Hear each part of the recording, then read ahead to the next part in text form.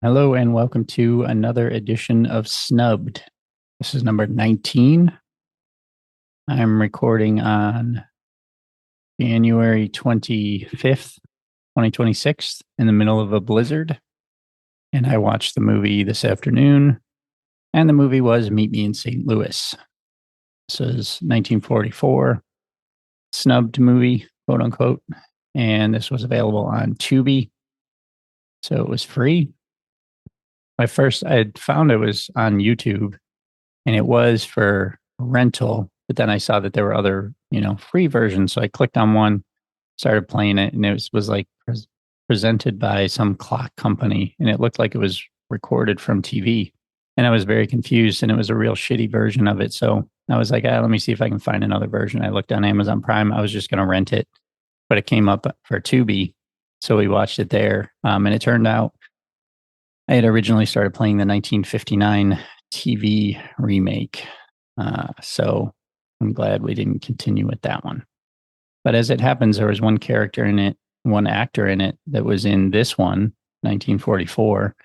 And then he played the same character in the 1959 TV version 15 years later. But anyway, Meet Me in St. Louis is a 1944 American musical film in Technicolor made by Metro Goldwyn Mayer, divided into a series of seasonal vignettes starting with summer 1903. It relates the story of a year in the life of the Smith family in St. Louis, leading up to the opening of the Louisiana Purchase Exposition, most commonly referred to as the World's Fair, in the spring of 1904. The film stars Judy Garland, Margaret O'Brien, Mary Astor, Lucille Bremer, Tom Drake, Leon Ames, Marjorie Main, Harry Davenport, June Lockhart, and Joan Carroll.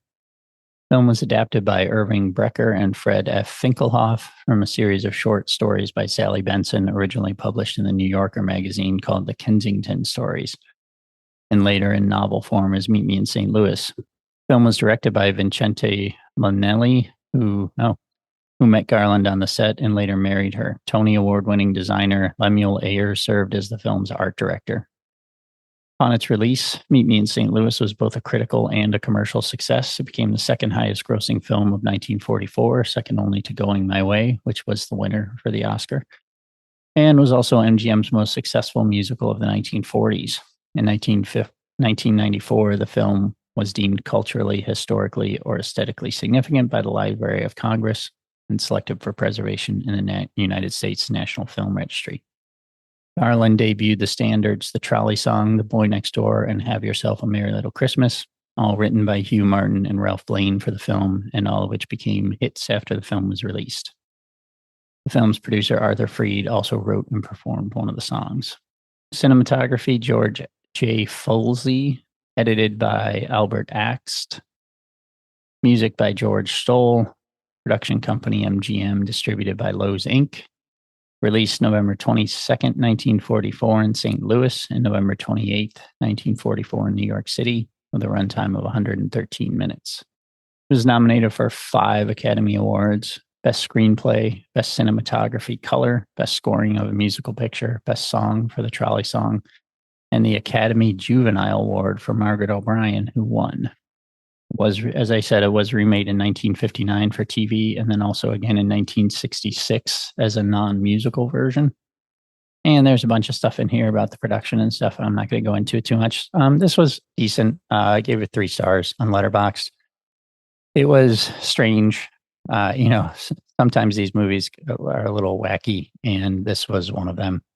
The little girl that won the Juvenile Award, and her character was, I swear, she grows up to be a serial killer in this universe.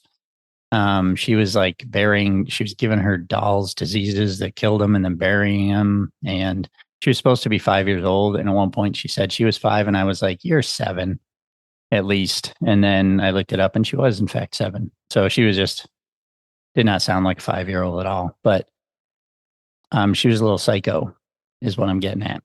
And it was kind of over the top. Songs were fun and stuff. Characters were fun. It was just a little wacky in places, but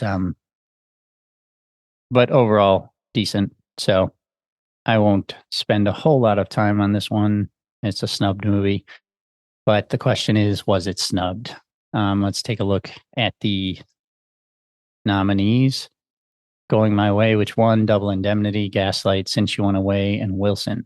So I didn't really dislike any of these greatly. I gave Double Indemnity and Gaslight 4 stars. I gave The Winner, Going My Way, 3.5 stars. And I gave Since You Went Away and Wilson 3 stars.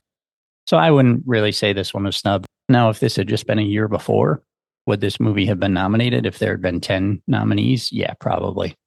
I could easily see it getting nominated, but I don't necessarily think it was better than any of the ones that were nominated. So, and certainly I didn't like it as much as at least a couple of them. That's pretty much it. I'll leave it there. I'll see you next time for 1945 in the 18th Oscars. See you next time.